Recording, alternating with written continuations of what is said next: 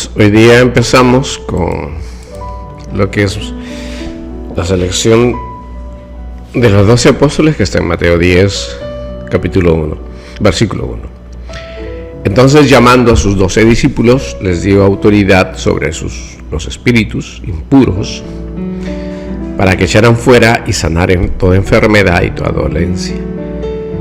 Y los nombres de los 12 apóstoles son estos. Primero, Simón, llamado Pedro, y su hermano Andrés, Jacobo, hijo de Zebedeo, y su hermano Juan, Felipe, Bartolomé, Tomás, Mateo, el publicano, Jacobo, hijo de Alfeo, Lebeo, por sobrenombre Tadeo, Simón el cananita y Judas Iscariotes, que también se agregó. Fíjense que una de las primeras cosas que hace Dios sería una mentira terrible seguir a Cristo. Y en el caso de sus discípulos, les dio autoridad sobre espíritus inmundos y sanar toda enfermedad y toda dolencia. Fíjense qué grandes poderes dio, porque Dios no vino con mera palabrería. Hay muchas personas que solo hablan y dicen cosas, pero no hay el efecto real de la palabra, porque Dios, repito, en mis 10 años como congregante, después de haber sido llamado por Dios y que me ha regalado don de fe y gracia, Dios soluciona cualquier problema. Ese es mi testimonio a lo largo de mis 10 años de vida en el caminar con Cristo. ¿De acuerdo? Él da, ¿de acuerdo? Él da esas cosas, ¿sí? Entonces, da autoridad sobre los espíritus inmundos y sana toda enfermedad y toda dolencia. Esto es real en nuestras épocas. El problema es que muchos se han basado, desde mi punto de vista, en pelearse entre diferentes denominaciones, en aprenderse frasecitas, en aprenderse versículos, en idolatrar a sus pastores. No, en la vida de Dios es diferente. Creo que, repito, no hay muchas personas que tengan ni la más mínima idea de quién es Dios. Pero es un regalo extraordinario tener don de fe y don de gracia, fuera de los demás dones que Dios quiera dar a cada quien. Y ahí el problema, y el problema es tanto que llego a cada culto que voy, al menos estoy hablando puntualmente Venezuela Barina. Digamos, el culto empieza a las 8. De 8 a 10 cantos y no sé, anuncios y canto. Y los pastores hablan 40 minutos. Y es diferente porque a veces te tocan un tema y la prédica es no sobre las palabras de Dios, sino sobre una situación parecida, no sé qué nombre darle, pero muchos ni siquiera leyeron los versículos de la Biblia y salieron con otra prédica, con otro mensaje. Entonces, eso no va a edificar. Si usted quiere que la tierra produzca maíz, tiene que echarle la semilla del maíz. Si usted quiere que la tierra le produzca caraotas, tiene que echar la semilla de la caraota. Si usted quiere que la tierra le produzca plátano, tiene que sembrar la mata de plátano. Pero si en el ejercicio de la prédica, de la enseñanza o la difusión de la palabra de Dios, nosotros queremos sembrar nuestras palabras, nuestros ejemplos, nuestras experiencias, nuestras vivencias, entonces, ¿cómo vamos a esperar que en ese oyente esté la palabra de Dios? que se produzca la palabra de Dios, que crezca la palabra de Dios como un árbol fuerte. Pues no, porque la semilla que estás sembrando es tu palabra. Es fuerte. Pues no, porque la semilla que estás sembrando es tu palabra, es tu historia, es tu comentario, es tu experiencia, es tu sapiencia.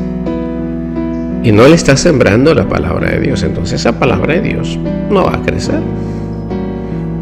Repito, porque la palabra de Dios es la semilla. Y por eso tenemos tantos problemas, tanta división y tantos odios y tantas cosas que están en las cosas de Dios. Algunos creen que con prepotencia, con gritar, con decirse una palabrita en griego, en hebreo, piensan que solucionan problemas. No, repito, quien escoge a las personas es Jesucristo. Jesucristo dice: yo he llamado a cada uno de ustedes por gracia, inmerecidamente, no por obras para que nadie se jacte. Y entonces, si nos ha llamado así, ¿cuál es la razón de seguir discutiendo diferentes puntos? Lo que tenemos que es aprender a digerir la palabra de Dios para que eso se convierta en la semilla adecuada. Y eso es lo que hicieron estos señores que se sometieron a Cristo, los 12 apóstoles, y por eso Dios les autoriza el echar espíritus inmundos, a curar toda enfermedad y toda dolencia. ¿Y cómo curaban? Con el poder de la palabra, no con otro poder. No hacían un diagnóstico, simplemente con la palabra le decían que se vaya la fiebre, la enfermedad, la parálisis, la sordera. Entonces, es una gran tristeza y pena que estemos perdiendo toda esta extraordinaria oportunidad que Dios nos ofrece a cada ser humano, porque preferimos escuchar cuentos, escuchar otras cosas, que sentarnos con Dios a hablar de su palabra, a leer su palabra, a poner en práctica la palabra de Dios. Así de simple. Por eso son los resultados que tenemos. Muy bien, entonces tenemos la elección de los 12 apóstoles. La lista de los apóstoles aparecen al mismo tiempo con variedad de nombres. En algunos evangelios tienen un nombre, en otros tienen otro nombre. En otros tienen otro nombre. Hay que recordar que, como toda persona, tenían 2 nombres. Ahora, no deja de sorprender estos cuadros de apóstoles que aparecen estructuradas en grupos de 4, 3 grupos de 4, ¿no? Y a estos 3 grupos de 4 llaman las 3 cuadrigas, como lo llamaban los antiguos, ¿no? Y en una de ellas pues se suprime a Judas Iscariote, porque en el libro de Hechos de los Apóstoles ya no tiene sentido mencionarlo, y en vez de Judas Iscariote pues se pone a Matías para sustituir al que pues había dejado de pertenecer a los 12 apóstoles. Y lo mismo que no deja de sorprender que el apóstol que encabeza cada una de estas cuadrigas y está en todos, en los evangelios y en Hechos de los Apóstoles, es Pedro. ¿Por qué aparece así? Porque Dios lo quiso. Entonces, en la lista apostólica de Mateo, todos los apóstoles aparecen unidos por la conjunción y. Simón, Pedro y su hermano Andrés, Jacobo, Zebedeo y su hermano Juan, Felipe, Bartolomeo, Mateo, publicano, etcétera, y Judas Iscariote, entonces aparecen por esa confusión. ¿De acuerdo? Cuando habla del y es incluir, habla del y es incluir, es inclusión. ¿De acuerdo? Y también nos dice que los envió a predicar de dos en dos. Siempre en las cosas de Dios no es bueno andar solo, ni tampoco en la vida cotidiana ni ordinaria. Por eso Dios en algún momento, cuando está narrando Génesis, dice: no es bueno que el hombre esté solo, hagámosle una compañera. Y esto es lo que debemos hacer, siempre andar en grupos de dos. No es bueno andar solo.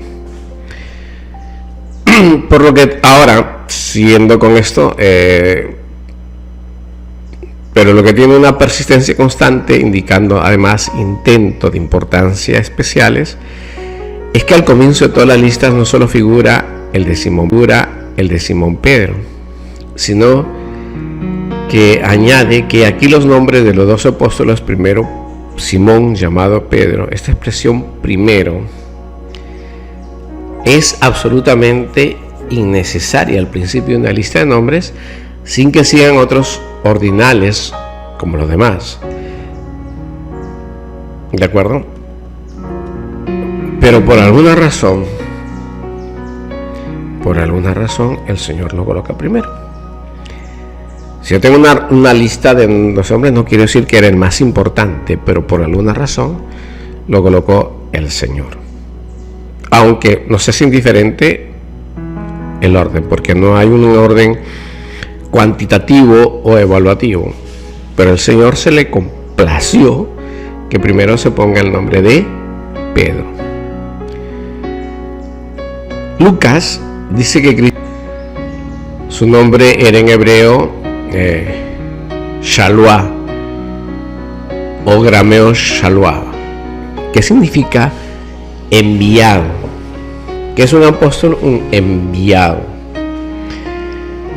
Y los sumos sacerdotes de Jerusalén se comunicaban entre las diferentes comunidades de la diáspora mediante enviados apóstoles. ¿De acuerdo? Esa era la forma de comunicarse entre todas las iglesias o sinagogas, hablando correctamente en esos tiempos, en el pueblo Israel. Entonces se comunicaban con apóstoles. ¿Qué quiere decir los apóstoles? Los enviados. ¿De acuerdo? Los enviados. Y entonces, como estos eran enviados, pues recibían el nombre de apóstoles. Y estos apóstoles que eran enviados eran hombres que tenían delegados ciertos poderes. ¿De acuerdo? Era como si fueran los que llevan el correo, a quienes se les confiaba los correos importantes, hombres de confianza que llevaban el correo de lo que escribía un sumo sacerdote a los demás sacerdotes. Ahora, si el nombre era conocido, en cambio el oficio en que se confiaban totalmente nuevo y permanente. El envío que hace Dios a Isaías y Jeremías no tiene relación con el poder de los 12 apóstoles, más que un valor puramente analógico. Es decir, Cristo forma recién su colegio apostólico con él. Quien funda es Cristo. Es único por la finalidad y los poderes que se le confiere a ellos, a los 12. Decir que hoy día pues Dios le está dando poderes a otro hombre, un poco difícil. Le puede delegar autoridad y tantas cosas, pero ya pues la Biblia se ha escrito y está completa, así que nos queda aprenderla, estudiarla y vivirla según manda. Tenemos otro punto, que el número de 12 es un número bíblico. ¿De acuerdo? Los 12 patriarcas también son 12, las 12 tribus también son 12. Siempre es el número de Dios. Señor Cristo, nuestro Señor, tiene 12 apóstoles. Después de la traición y muerte de Judas, los apóstoles creen que es necesario completar el número, por eso, según Hechos capítulo 1, versículo 23-26, narran cómo la suerte cae sobre Matías. Ahora, si quisiéramos un poco profundizar, tenemos que el nombre de los 12 apóstoles tiene un valor etimológico y con indicaciones bibliográficas evangélicas, como son los siguientes. Simón, que su nombre en hebreo es Shimón, nombre muy común y que significa el que oye, el obediente. Eso significa Simón, el que oye, el obediente. Oye, el obediente. Y Cristo le puso por sobrenombre Pedro, que en arameo Kepka, que significa piedra o roca. Los evangelistas recogen este nuevo nombre que le era muy excepcional para ellos. Solo aparecerá el solo nombre de Pedro en muy contados pasajes, que son además aquellos en los que Cristo se dirige, como era lógico, a Simón. Y a veces se cita a Simón al referir en su estilo directo las escenas de las primeras horas, ¿no? Es decir, las primeras partes cuando Pedro y estaba en la iglesia primitiva. Y a veces hay cambio de auditorio y se pone el nombre usual de Pedro, que es Simón. De Pedro, que es Simón. En otros casos se usa el nombre de Simón Pedro, que sí, por una parte, el primero es signo de identificación, que es Simón, y el segundo, que es el símbolo de dignidad que Dios le puso, ¿no? En el resto de narrativas es más común contarlo como Pedro. Pedro es el reflejo del cambio del nombre que Cristo le hizo, reflejo del que usó y se fue haciendo en función de la comprensión de la nueva dignidad que adquirió este hombre, una nueva forma de ser. Este nuevo nombre de Pedro no prevaleció a partir de la elección definitiva del apostolado, sino que aparece en un principio. Pedro continuó llamándose Simón. Sino que aparece en un principio. Pedro continuó llamándose Simón. En el Evangelio de Juan, el anuncio del cambio de nombre de Simón a Pedro se le anuncia desde el primer encuentro con Cristo. Ahí sí, en esa narrativa, en Juan capítulo 1, versículo 42. Pero el cambio de nombre se hace posteriormente. Ahora, ¿hay inconvenientes con esto? Pues no, ni el menor inconveniente. Porque en todos los evangelios, en la lista de apóstoles, el nombre, al nombrar a Simón, se le añade los tres llamando Pedro.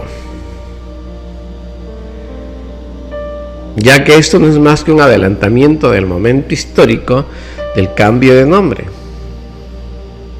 como lo relata también el Evangelio. Es interesante notar el intento especial que tenía Cristo al cambiar el nombre a Simón, en función a su primicia. A su primicia. ¿Ve? Esto desde el punto de vista histórico. Mientras que Marcos, al dar la lista de apóstoles, que Juan y Santiago les propuso el nombre de Boanerges, que quiere decir trueno. Sin embargo, su nombre no tuvo trascendencia. Es ello una prueba del intento distinto que tuvo que cambiarle el nombre a Simón. Lo mismo que la captación que él tuvo en la tradición. El otro punto que tenemos que recordar, tratándose los 12 apóstoles, sobrenombres. Muchos utilizaban los sobrenombres, como en algunos países actuales de Latinoamérica, pues también se hacía el uso de sobrenombres y era muy popularmente usado en todo el ambiente palestino. Ejemplo, en los libros de Macabeos, los 5 Macabeos cada uno tenía el suyo propio. Pedro era Galileo de Betsaida. Recuerda esto, Pedro era Galileo de Betsaida, hijo de Jonás o de Juan, un pescador. Estando en Judea, en la parte donde el Jordán, donde el Bautista bautizaba, se dice que es traído por Cristo por su hermano Andrés. Más tarde, estando echando redes junto con su hermano Andrés, Cristo lo llamó a seguirle. Y aún siendo dueño de la barca y teniendo socios, lo dejó todo y lo siguió. Más tarde, en el Sermón de la Montaña, y es lo que responde su nombre en estas listas cuando es llamado cómo se dio en el apostolado. Es interesante cómo estos hombres que tenían sus propiedades, sus bienes, como Mateo, como Pedro, teniendo propiedades, familia y casa, responden al llamado de Cristo en forma automática, renunciando a todo. Y esta es una señal increíblemente grande de todo aquel que está llamado a Cristo. No hay otra señal, yo he visto que no hay, es decir, dejas todo por Cristo. Que no hay, es decir, dejas todo por Cristo. Tenía como 49 años cuando el Señor me regaló don de fe y gracia. Y de ahí adelante, que recuerde que haya leído otro libro fuera de la Biblia, no he leído. Y eso, que seguí ejerciendo la ingeniería.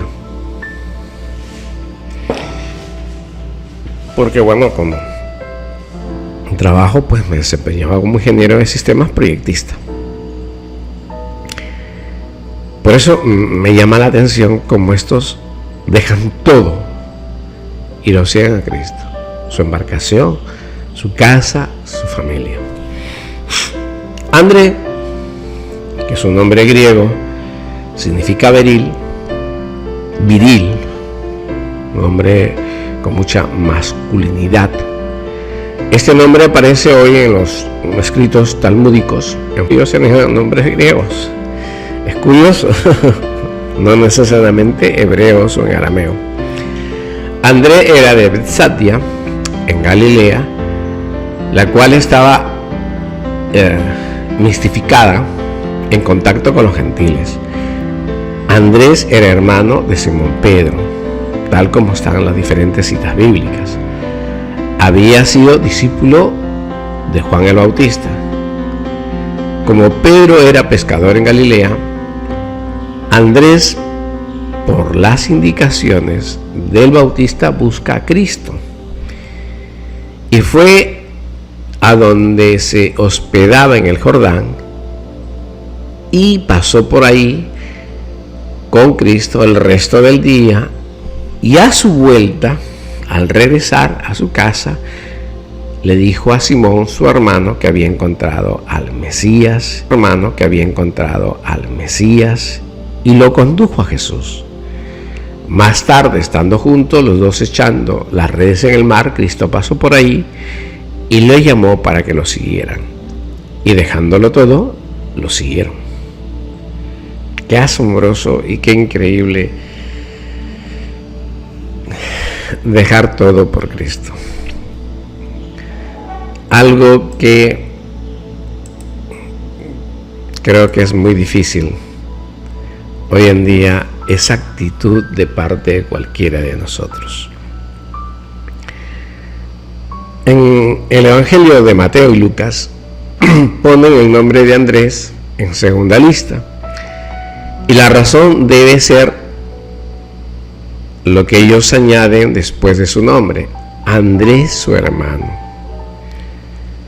O porque fueron llamados al apostolado, simultáneamente. En cambio, Marcos, en la lista de los apóstoles, lo pone después del nombre de Santiago, hijo de Zebedeo, y de Juan, el hermano de Santiago. En ese caso se puede deber a prestigio e intimidad que tuvieron Juan y Santiago con el Señor, lo que acaso hubiese consagrado también el uso que procede y punto. ¿Por qué lo pusieron? Por dignidad, en fin, no sé, tantas cosas que podrían sugerirse. Santiago y Juan, el primero en su transcripción griega, que significa que es Jacobo, el hermano de Juan, se le llama ordinariamente Santiago el Mayor, para diferenciarlo de Santiago de Alfeo, también apóstol.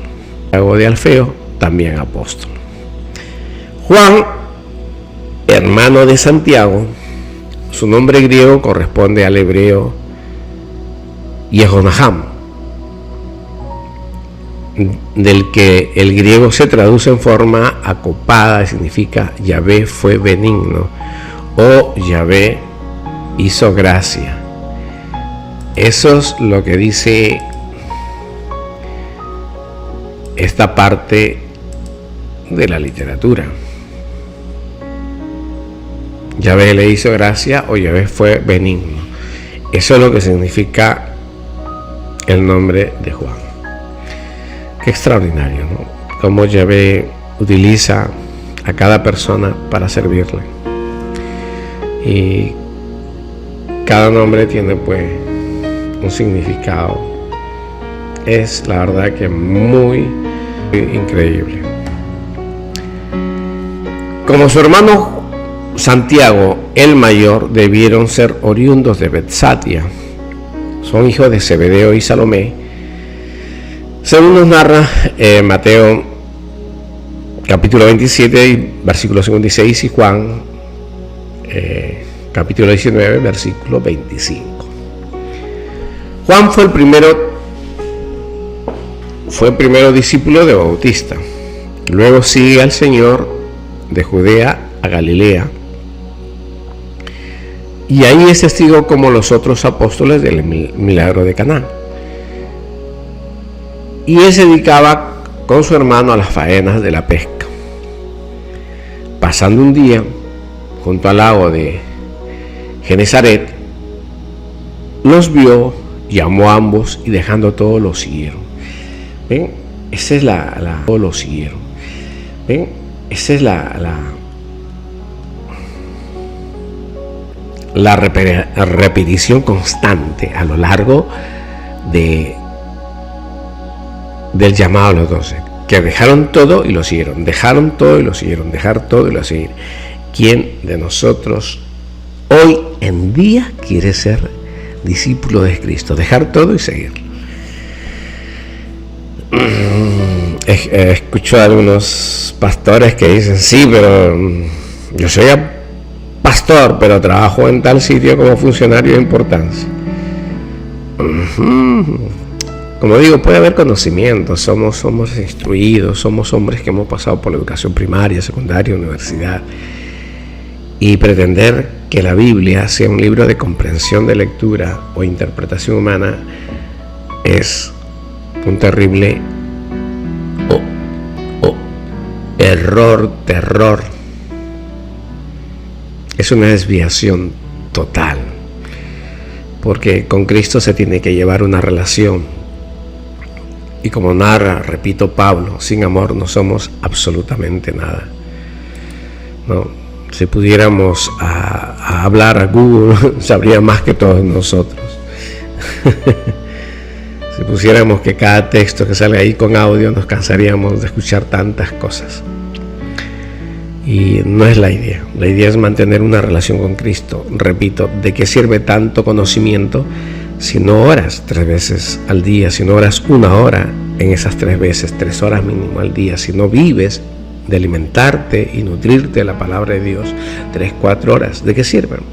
Yo creo, personalmente, en mi humilde experiencia de servir a Dios, de nada. No sirve de nada.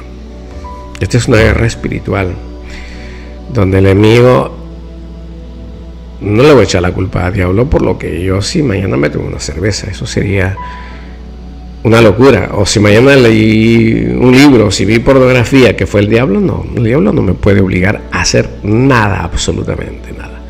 ¿Me puede seducir? Sí. ¿Me puede invitar? Sí. Pero obligarme, no. El ser humano tiene una lucha clara y concreta, que es con el hombre antiguo, contra la naturaleza carnal. Eso sí, es una batalla a morir, donde con la ayuda de Cristo y su Santo Espíritu lo debemos ganar, sí. Pero echar la culpa que el diablo, creo que se están equivocando, pastores y amigos, ustedes que están ahí, terriblemente. Y como decía algo, tanto lo mencionan al enemigo, que lo deben adorar, pues. Porque si hablo tanto del enemigo es porque lo adoro. Si hablamos de Cristo es porque lo adoramos a Cristo. Dice, de la abundancia de la boca es lo que hay dentro de ti. Entonces, si tanto habla del enemigo es porque el enemigo reside y vive en ti.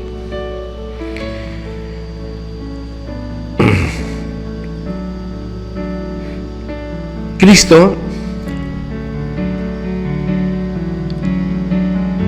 le puso sobrenombre Boanerges, que es lo único que recoge esta noticia, es decir, hijos del trueno. Eso es lo que pone.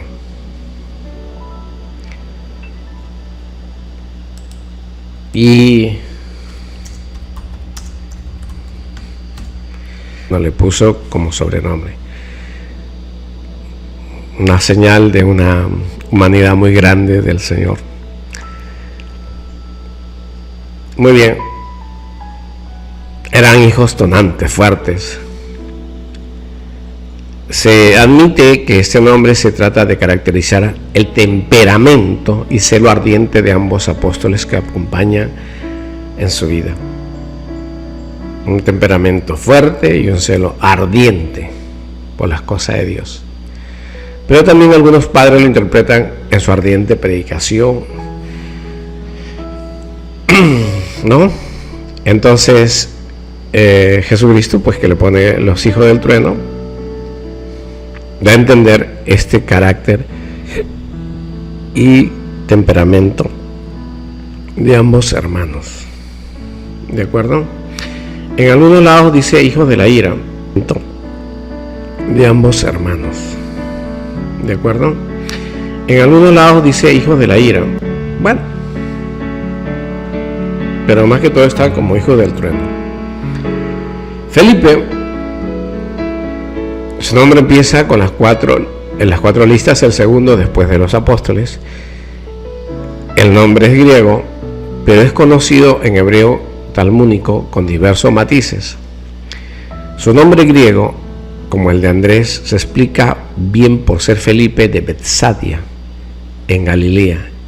Felipe es atraído por Cristo por Andrés, y luego de venir a Cristo se transforma en un celoso propagandista del Cristo Mesías, evangelizando para la causa a Natanael. Ya siendo apóstol es citado más veces en los evangelios. Es uno de los apóstoles que está de su nombre corresponde al arameo Bartolain, hijo de Talmai.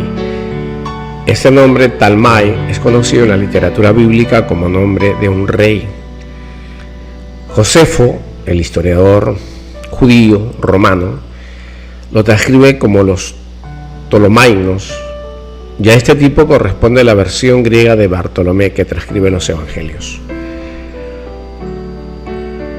Hoy en día es generalmente admitido por los autores que Bartolomé es la misma persona que Natanael, aunque esta identificación no la registra la antigüedad,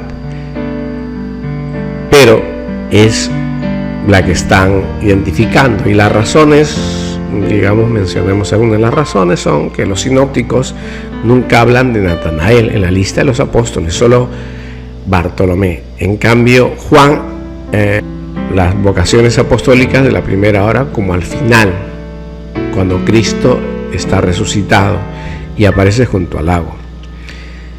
La segunda identificación es que las vocaciones apostólicas de la primera hora figuran Andrés, Simón, Pedro y Natanael, el cual trae a Felipe a Cristo como al Mesías. Felipe es quien se encarga a Bartolomé o Natanael de presentarlo a Cristo. Y Cristo hace un excepcional elogio de él, que es una de las razones por las cuales le puse ese nombre a mi hijo. ¿De acuerdo? Dice, no se vio el motivo de excluirlo a Natanael, pero el elogio que hace Cristo de Natanael es extraordinario. Dice, nunca vi un hombre tan justo en Israel como Natanael. Muy bien. Por otra parte, es de sobra sabido que el posible uso de dos nombres entre los judíos, aquí habría una persona de dos nombres, uno Natanael y el otro Bartolomé.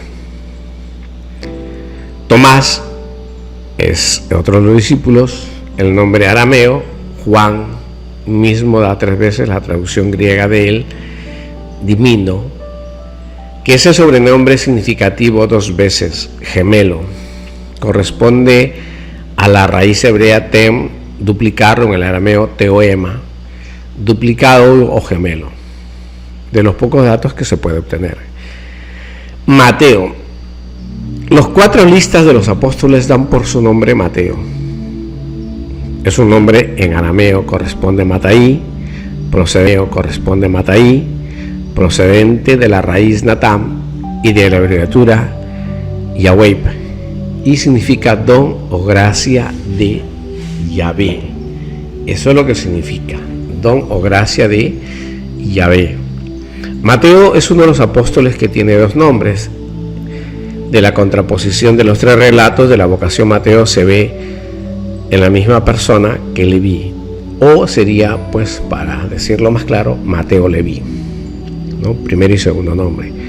El uso de los 2 nombres en hebreo es bien conocido en los libros de los Hechos de los Apóstoles. Y Josefo dice que Caifás era sobrenombre añadido al suyo como José. Mateo se llama a sí mismo en la lista de los apóstoles como el hombre publicano. Eso es su propio libro que escribe, el Evangelio de Mateo, él siempre se trata así. Y era hijo de Alfeo, llamado por el Señor. Cuando lo llama, pues el Señor decide dejarlo todo. Un hombre de muy buena posición económica deja todo por Cristo. Repito, esa es la constante. Cada apóstol que siguió a Cristo dejó todo por Cristo. Ahora, Santiago, las 4 listas apostólicas lo diferencian a Santiago, el hijo de Zebedeo, diciendo que él es el hijo de Alfeo. Pero Marcos lo llama explícitamente por otro pasaje que le dice Santiago el menor. Hay Santiago el mayor, Santiago el menor. Era hijo de Alfeo y de María, y debe ser el hermano de José, Simón, Judas y Judas. Wow, toda una familia llena de los discípulos extraordinarios que tuvo nuestro Señor Jesucristo. Es un tema bastante discutido si este Santiago el menor es la misma persona de quien Pablo pone como una de las columnas de la iglesia de Jerusalén junto con Pedro y Juan. Eso descrito en Gálatas 2, versículo 9. Y que en la iglesia primitiva se llamaba el hermano pariente del Señor, y que fue el primer obispo de Jerusalén. También es un tema discutido que si este Alfeo, que es hijo de Santiago, es la misma persona que Cleopas o Cleofas. Tadeo solo lo citan en la lista de los nombres de Marcos y Mateo. Pero como los apóstoles que Cristo eligió son 12, el apóstol también, con 2 nombres en las listas apostólicas, como en las 4 coinciden los nombres de los apóstoles, excepto este que sigue con la exclusión de Tadeo en Marcos y en Mateo, que es la misma persona que cita Lucas y en Hechos de los Apóstoles con el nombre de Judas de Santiago. Los evangelistas no podían ignorar los nombres de los apóstoles. Y ahí vamos teniendo. En cambio, en algunos autores sostienen que se trata de una deformación del griego, es decir, una mala traducción.